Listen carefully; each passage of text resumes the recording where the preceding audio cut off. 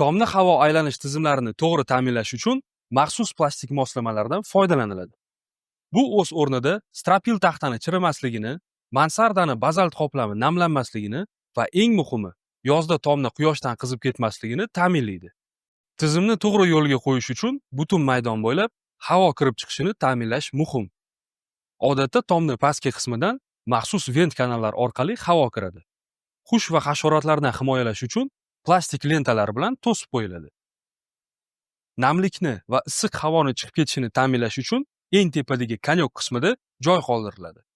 Yumshoq chiripitsali tomlarda maxsus kanyok aeratorlari o'rnatiladi va ustidan himoya qobig'i bilan qoplanadi. Agar tomni tuzilishi murakkab va maydoni katta bo'lsa, qo'shimcha nuqtali aeratorlar o'rnatiladi. Profnastil va temir chiripitsalarga ham to'g'ri keladigan maxsus turlari ishlab chiqariladi. Bu o'z o'rnida havo aylanishini yanada kuchaytirib beradi.